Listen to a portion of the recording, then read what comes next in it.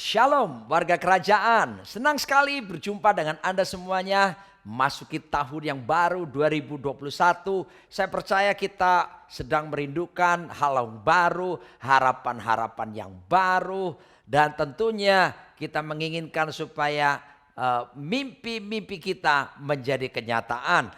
Dan saya akan menyampaikan kebenaran firman Tuhan kepada Anda semuanya. Dan kita akan lebih dulu meminta pimpinan Roh Kudus untuk supaya mengurapi, memberikan hikmat kepada setiap kita. Mari kita berdoa bersama-sama. Bapa Sorgawi, dalam nama Tuhan Yesus Kristus, nyatakan dirimu atas kami lewat firman-Mu, karena firman-Mu itu ya dan amin. Firman-Mu itu pelita bagi kaki kami, serta terang bagi jalan kami. Firman-Mu yang bila kami renungkan, akan membuat kami bertindak hati-hati sesuai dengan segala yang tertulis di dalamnya. Sehingga dengan demikian perjalanan kami akan dibuat Tuhan menjadi berhasil, dibuat Tuhan menjadi beruntung. Kami sungguh percaya langit, bumi dan segala kemuliaannya dibangun manusia akan segera berlalu. Tetapi perkataanmu, firmanmu tidak mungkin akan berlalu, melainkan kekal sampai selama-lamanya. Berfirmanlah, kami siap untuk mendengarkannya, melakukannya dan membagikannya. Dalam nama Yesus, amin. Firman Tuhan saat ini saya akan sharingkan terambil dalam Injil Matius pasal yang ke-13 ayat yang ke-33. Firman Tuhan berkata begini, dan ia menceritakan perumpamaan ini juga kepada mereka, hal kerajaan sorga itu seumpama ragi yang diambil seorang perempuan dan diadukkan ke dalam tepung terigu 3 sukat sampai kamir seluruhnya.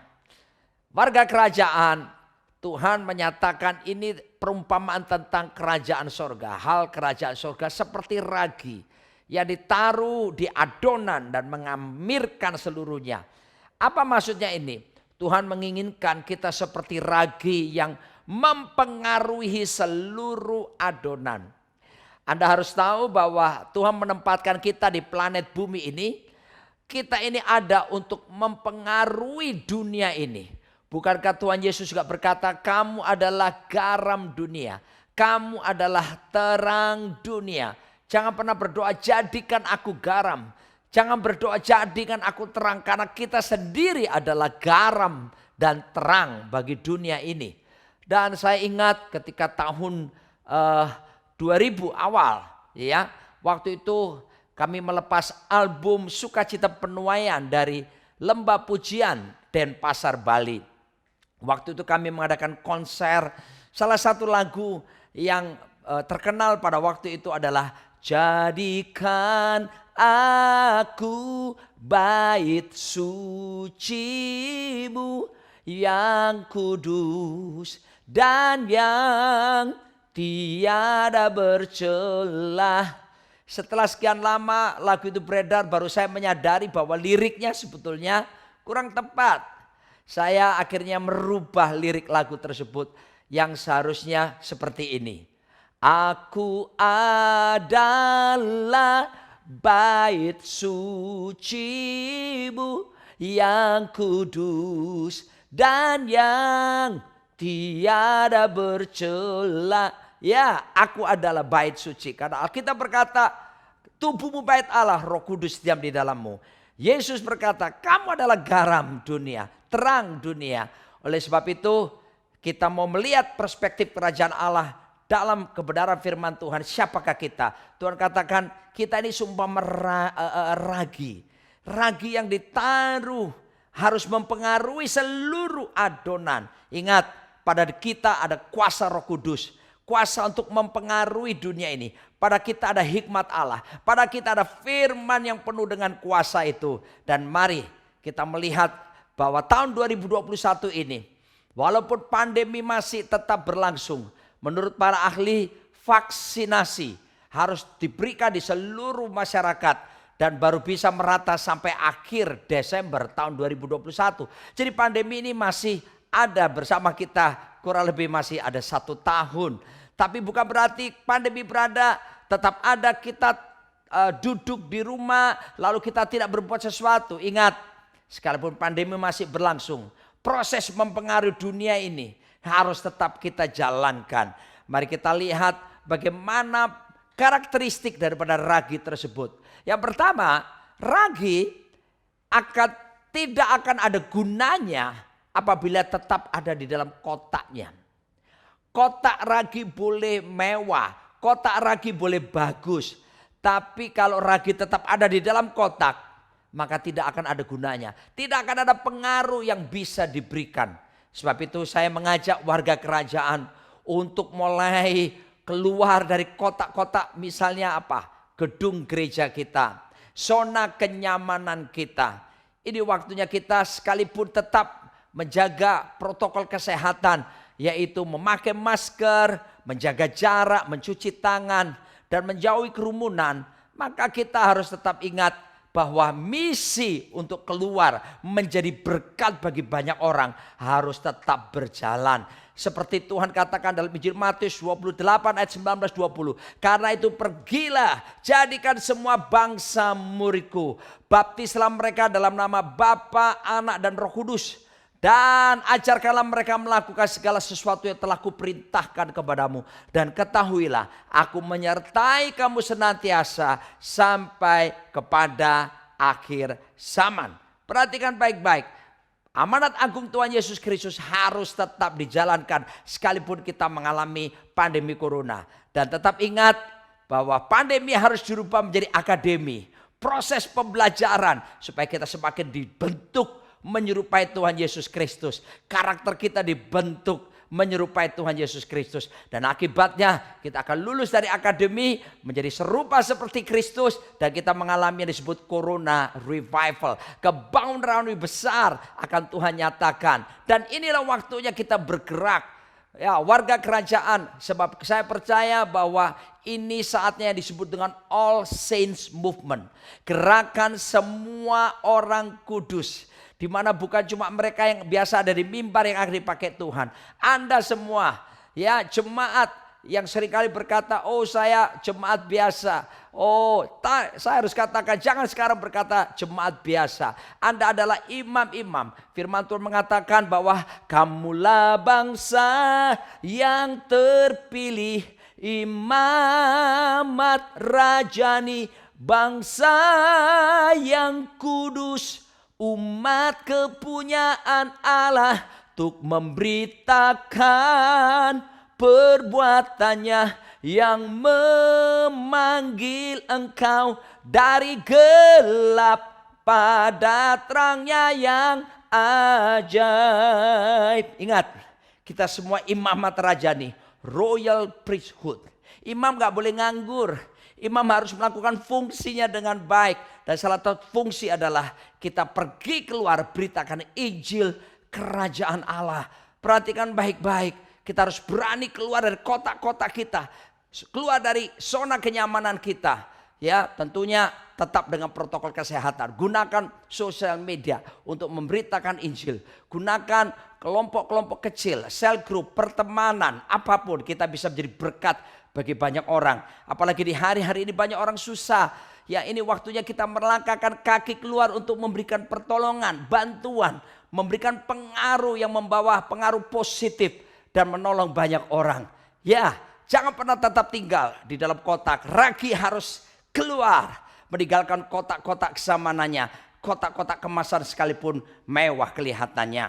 Tapi karakteristik yang berikutnya, kita akan melihat dalam gerakan All Saints Movement ini. Sebelum saya masuk kepada poin yang berikutnya, saya harus katakan bahwa 50 tahun terakhir dalam Efesus pasal 4 ayat ke-11, bagaimana Tuhan sebagai kepala gereja yang memberikan baik rasul-rasul, nabi-nabi, gembala-gembala, penginjil-penginjil, gembala-gembala, dan juga yang terakhir guru-guru atau pengajar-pengajar.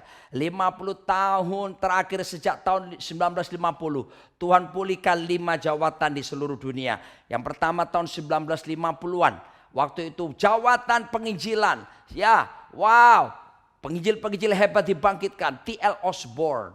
Tahun 50-an bahkan sudah pernah bisa KKR lapangan di daerah Mataram, Pulau Lombok. Anda bisa bayangkan. Ya, itu tahun 50-an pada waktu itu. Dan kemudian Billy Graham dibangkitkan Tuhan, KKR lapangan di mana-mana seluruh dunia. Kurang lebih ada 1 miliar orang dijangkau lewat pelayanannya. Dan kemudian tahun 60-an Tuhan bangkitkan jawatan selanjutnya gembala-gembala. Wow, kenapa Tuhan bangkitkan jawatan penggembalaan? Karena menampung hasil tuaian daripada para penginjil tersebut. Dan kemudian digembalakan. Wow, Anda melihat Robert Schuller, salah satu tokoh yang sekarang gedung gerejanya terkenal, Christ, yang disebut dengan Crystal, ya Crystal Cathedral yang ada di Los Angeles. Dan beberapa gembala-gembala yang lain dibangkitkan Tuhan. Tahun 60-an dan kemudian tahun 70-an Tuhan bangkitkan jawatan berikutnya adalah jawatan yang disebut jawatan guru-guru. Bagaimana pengajar-pengajar dibangkitkan Tuhan untuk menampung dan menyehatkan gereja-gereja dengan pengajaran yang tepat. Anda kenal beberapa nama-nama, Derek Prince salah satunya. Dan buku-bukunya terkenal sampai hari ini, pengajarannya begitu kuat tentang kebenaran firman Tuhan, mendewasakan gereja. Tahun 80-an Tuhan bangkitkan jawatannya selanjutnya, jawatan apa itu? Nabi-nabi. Di mana nabi-nabi Tuhan, gerakan profetik, gerakan pujian, penyembahan ada di seluruh dunia, termasuk di Indonesia. Kita bisa melihat bagaimana gerakan pujian penyembahan lewat Surabaya Presenter yang dimotori oleh Bapak Pendeta Timotius Arifin. Juga kita melihat bagaimana Pak Niko dipakai Tuhan luar biasa dari kota Surabaya. Terus bangkit kemudian gerakan yang lain di kota-kota yang lain. Jakarta Presenter, Denpasar Presenter, kota-kota yang lain. Di Jakarta Presenter yang kita tahu sekarang menjadi cikal bakal bagaimana gereja yang dipakai Tuhan hari-hari ini, JPCC, ya, itu dimulai dulunya dari akar yang disebut Jakarta Presenter. Dan kita lihat terus tahun 90-an jawatan yang berikutnya, rasul-rasul dibangkitkan oleh Tuhan. Tujuannya apa? Agar supaya tubuh Kristus dibangun bersatu, gereja Tuhan bersatu. Lalu penanaman gereja-gereja, wah begitu galaknya pada waktu itu. Beberapa gereja boleh menyebar ke berbagai provinsi, ke desa, bahkan ke mancanegara. Singkat kata 50 tahun terakhir itu Tuhan bangkitkan 5 jawatan agar supaya tahun 2000-an bahkan sampai sekarang 2021 Tuhan bangkitkan jawatan akibat dari 5 jawatan itu Tuhan bangkitkan yang disebut All Saints Movement, ya, yaitu pelayanan di mana semua orang kudus, kegerakan daripada orang-orang kudus itu nyata sekarang dan Andalah orang-orangnya. Sebab itu saatnya kita akan berkarya maksimal di masa pandemi ini sekalipun. Dan karakteristik yang kedua daripada ragi, kita bisa melihat ragi tersebut ini yang luar biasa. Looks weak, kelihatan lemah, kecil sekali. Tetapi pengaruhnya haleluya. Saya mau katakan jangan kita gentar walaupun mungkin dunia meremehkan kita. Orang lain melihat kita seperti tidak berdaya, kita minoritas. Tapi minoritas bersama dengan Tuhan Yesus akan menjadi mayoritas karena kita punya Roh Kudus yang di dalam kita. Roh yang lebih besar dari semua roh yang ada di dunia ini. Iman kita mengalahkan dunia ini. Oh saudaraku dikasih Tuhan, Yesus menjamin bahwa walaupun kita adalah domba-domba di tengah kawanan serigala, bahkan iblis seperti singa yang mengaum-ngaum, yang berjalan keliling, hendak mengacaukan, hendak mengganggu kita, menyerang kita. Tapi jangan takut, ya, di mata dunia kelihatan lemah, tapi kita punya kebenaran firman Tuhan di pihak kita, Yesus di pihak kita. Dan bersama Tuhan kita akan lakukan perkara-perkara yang besar. Tidak ada yang mustahil bagi Tuhan. Dan tidak ada yang mustahil bagi kita yang percaya kepadanya. Sebab itu buang rasa mindermu, rasa tidak berdaya. Biarlah yang lemah berkata ku kuat. Dan yang miskin berkata ku kaya. Karena perbuatannya pada kita syukur. Yes, mari kita melangkah lebih jauh, ya, melihat bagaimana karakteristik daripada ragi tersebut. Yang ketiga, ragi tidak pernah merasa terintimidasi dengan besarnya adonan. Adonan boleh besar, Ragi begitu kecil sekali, tapi dia tidak terintimidasi. Karena dia tahu dia ada untuk mempengaruhi seluruh adonan. Adonan boleh besar, tapi dia tidak akan pernah terintimidasi. Jangan pernah biarkan diri saudara terintimidasi dengan kuasa-kuasa kegelapan. Yohanes 10 ayat 10 berkata, pencuri, iblis datang untuk mencuri, membunuh, dan membinasakan. Tetapi Yesus Kristus datang memberikan hidup, supaya barang siapa memperolehnya akan memperoleh dalam segala kelimpahan. Luar biasa sekali firman Tuhan, bukan? Dan saudaraku, intimidasi itu adalah roh jahat. Jangan didengarkan. Lawan dia, tolak dia, patahkan dengan kuasa firman Tuhan dan kuasa nama di atas segala nama, Tuhan kita Yesus Kristus. Saya teringat ketika saya terpapar COVID-19 di Rumah Sakit Mitra Keluarga Kelapa Gading Jakarta selama 16 hari. 21 Maret saya masuk, 22 Maret dan seterusnya, tiap hari saya mendengar kabar bagaimana pendeta-pendeta rekan hamba-hamba Tuhan yang saya kenal meninggal dunia karena COVID-19 ini. Oh saudara, hati saya sedih karena beberapa mereka saya kenal, tapi saya tahu tugas mereka sudah selesai dan mereka masuk dalam kemuliaan bersama dengan Tuhan. Tetapi iblis memakai berita kematian rekan-rekan hamba-hamba Tuhan itu, menanamkan di pikiran saya dengan intimidasi. Dia berkata, mati kamu, tidak ada harapan. Karena memang pada waktu itu saya sesak nafas, harus dibantu dengan bantuan alat nafas, oksigen dan penguapan. Lalu kemudian demam tinggi 39,1 derajat Celcius.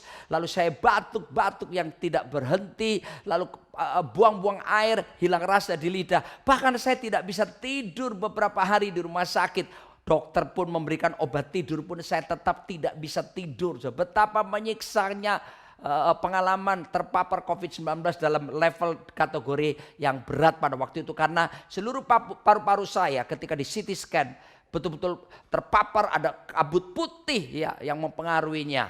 Dan hanya karena pertolongan Tuhan, oleh karena biru-biru Yesus Kristus, saya telah disembuhkan, dipulihkan sempurna 100%. Tapi pada waktu intimidasi datang, saya tolak intimidasi. Saya katakan kepada iblis seperti Kristus yang bisa mengalahkan godaan atau pencobaan iblis sampai 3 kali dengan perkataan firman. Saya menggunakan firman yang penuh kuasa itu. Saya berkata 1 Petrus 2:24b, oleh bilur Yesus Kristus aku telah sembuh. Saya ucapkan Filipi 4 ayat 13, segala perkara dapat ku tanggung dalam Dia yang memberi kekuatan kepadaku. Saya perkatakan 1 Korintus 10 ayat 13, pencobaan-pencobaan yang kualami pencobaan biasa yang tidak melebihi kekuatanku. Tuhan akan memberikan jalan keluar sehingga aku sanggup mengatasi semua pencobaan-pencobaan yang ada. Saudaraku dikasih Tuhan, ketika saya memperkatakan firman, saya lawan intimidasi dan intimidasi itu pergi. Saya diberikan damai sejahtera Allah yang melampaui segala akal, memelihara hati dan pikiran saya, dan saya disembuhkan sempurna oleh Tuhan Yesus Kristus. Lawan segala bentuk intimidasi, sebab ragi tidak boleh terintimidasi oleh besarnya adonan. Saya mau mengatakan bahwa bukan berarti 2021 tidak akan ada tantangan. Tetap ada tantangan. Mungkin ada badai, mungkin ada pergumulan. Tapi bukankah firman Tuhan menjamin bahwa roh yang di dalam kita lebih besar. Firman itu menjadi jalan keluar yang menyertai kita melewati lembah kekelaman sekalipun. Akan ada kemenangan yang disediakan Tuhan. Bahkan pesta hidangan dari sang raja disediakan bagi anak-anaknya.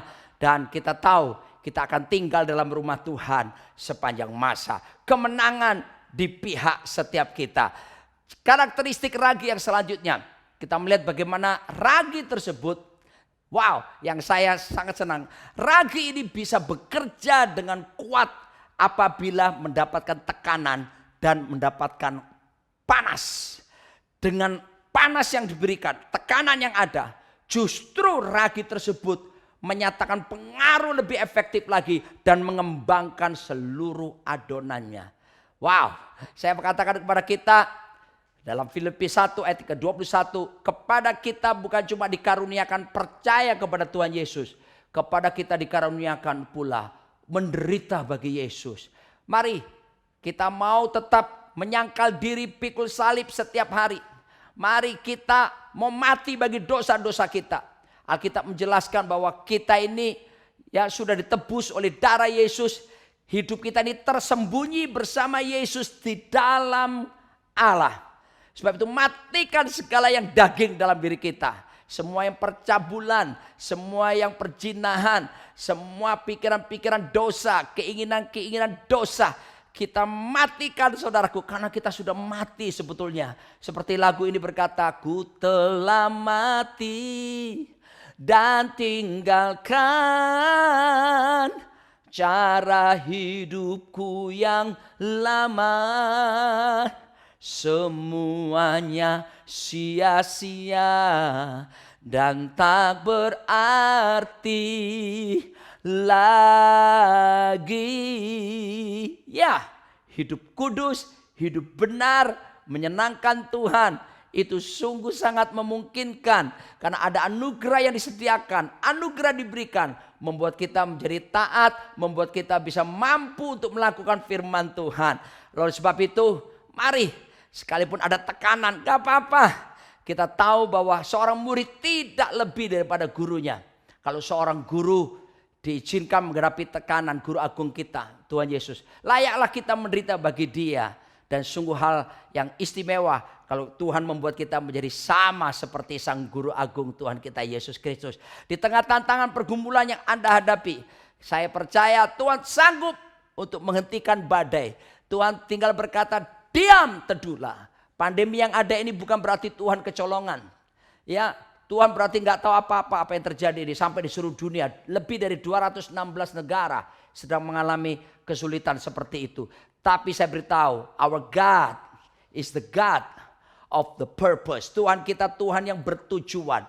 Ya, anything bad can happen, but God still sit on the throne. Sesuatu yang buruk bisa terjadi, tapi Tuhan tetap duduk di takhta. God still in control. Tuhan tetap dalam kendalinya. Tidak pernah kecolongan. Sebab itu percayalah saudaraku dikasih Tuhan. Badai boleh ada, tekanan, kesulitan. Membuat kita dimurnikan, membuat kita dikuduskan. Dan ketika saya ada di rumah sakit 16 hari terpapar COVID tersebut. Dan juga ditambah 14 hari isolasi mandiri di rumah dalam kesendirian. Roh Kudus banyak mengajari kepada saya. Salah satunya Tuhan mengajarkan tentang kekekalan kepada saya. Wow, saudaraku, bilangan berapapun dibagi dengan tak terhingga sama dengan 0. Tuhan mengajarkan pencapaian manusia yang dicapai dibanding dengan kekekalan yang akan datang. 0 semuanya. Sebab itu mari kita berpikir tentang kekekalan. Hidup dalam perspektif kekekalan. Mari kita minta anugerah Tuhan supaya kita maksimal bagi Dia. Dan kita berbuah lebat, tinggal tetap hidup senantiasa menyenangkan Tuhan kita Yesus Kristus. Jangan takut tekanan. Justru itu akan membuat kita bisa melihat perspektif kemuliaan yang disediakan Tuhan. Bahkan penderitaan yang kita alami di dunia ini tidak sebanding dengan kemuliaan kekal yang disediakan Tuhan di depan kita secara luar biasa.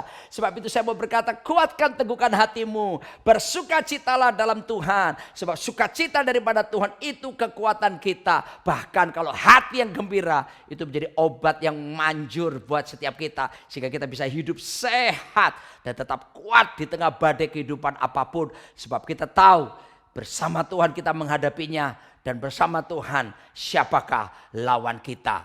Berikutnya karakteristik daripada ragi ini, saudaraku dikasih Tuhan. Ragi itu justru membuat adonan mengembang. Membuat adonan berbau harum. Dan menimbulkan citra rasa yang nikmat. Keberadaan kita warga kerajaan seharusnya mempengaruhi hal-hal yang baik kepada orang lain. Sebab itu jadilah teladan. Mari kita memberikan keteladanan hidup. Hidup dalam kemurnian. Dan kita menjadi contoh bagi banyak orang. Karena kita menuruti takluk kepada kebenaran firman Tuhan. Kita menjadi pelaksana kehendak Tuhan yang takluk. Saya baru pulang dari Amerika dan harus menjalani karantina 5 hari. Saudaraku, ada orang yang saya lihat ternyata bisa melanggar, lari dari kenyataan karantina. Tapi saya mau belajar untuk taat, mengikuti ketentuan pemerintah, tunduk kepada peraturan pemerintah. Karena tidak ada pemerintah di atas dunia ini yang tidak ditetapkan oleh Tuhan. Sebab itu saya bersama istri saya menyediakan 5 hari karantina sambil bulan madu dong. Sambil menikmati persekutuan intim dengan Tuhan. Dan sambil mengerjakan beberapa hal termasuk bisa mengajar dari dalam hotel yang disediakan oleh pemerintah secara gratis. Untuk apa? Agar supaya memberikan keteladanan. Sebenarnya bisa saja kenal dengan pejabat ini, pejabat itu, minta tolong untuk supaya tidak mengalaminya. Tapi kita tidak mau tempuh cara tersebut. Agar supaya memberikan keteladanan bagi orang lain untuk bisa tunduk kepada ketentuan pemerintah yang ada. Mari kita mau jadi teladan bagi banyak orang. Dan supaya menimbulkan cita rasa yang enak bagi adonan bisa mengembang. Dan kita menyatakan pengaruh kerajaan lebih luas lagi lewat hidup setiap kita. Wow, adonan tidak pernah mempengaruhi sebagian. Adonan itu dipengaruhi tidak sebagian. Tapi ragi mempengaruhi seluruhnya. Dipengaruhi seluruhnya. Dan yang luar biasa. Yang terakhir yang saya bisa jelaskan adalah ragi itu bekerjanya secara perlahan-lahan.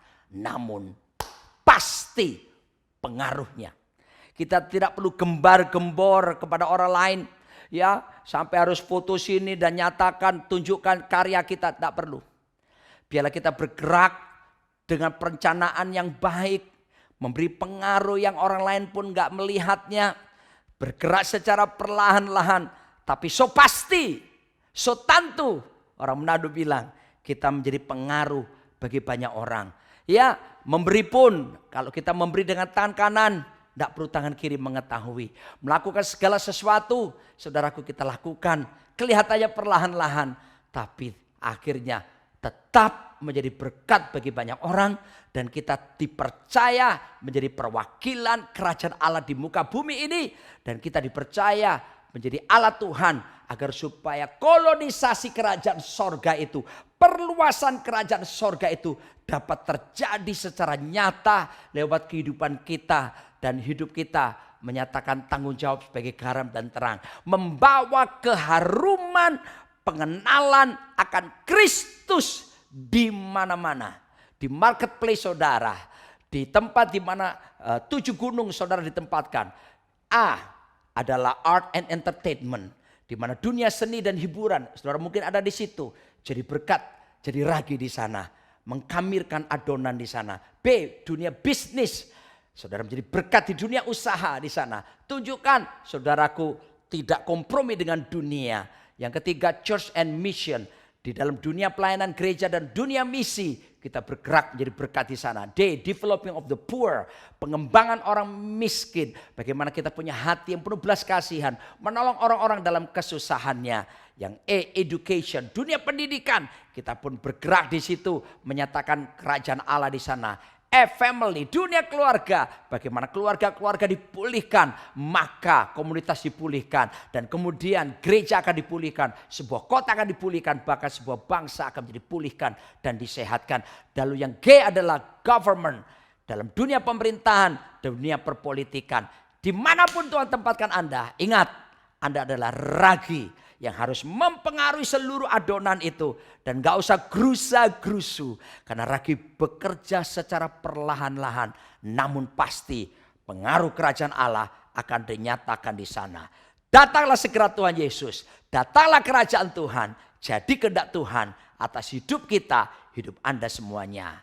Amin. Kita akan berdoa bersama-sama. Firman-Mu telah disampaikan.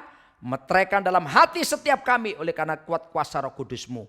Semua kami oleh anugerah-Mu dimampukan untuk menjadi ragi yang mempengaruhi seluruh adonan dimanapun Kau tempatkan kami berada Tuhan. Terima kasih bila Kau dapati hidup kami berbuah maksimal bagi kepentingan kerajaan-Mu dan menyenangkan Engkau di seluruh hidup kami dan setiap waktu kami yang ada. Kekuatan-Mu menolong kami menghadapi badai kehidupan, kesulitan apapun. Bersama Yesus kami lakukan perkara yang besar. Tidak ada yang mustahil bagi Tuhan. Dan tidak ada yang mustahil bagi kami yang percaya kepada Tuhan. Terpujilah nama-Mu. Kami tertawa memandang 2021 dan masa depan kami gilang-gilang bersama-Mu. Kami boleh berkata 2021. Kami tertawa memandang hari esok.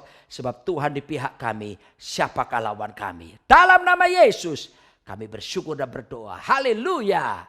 Amin.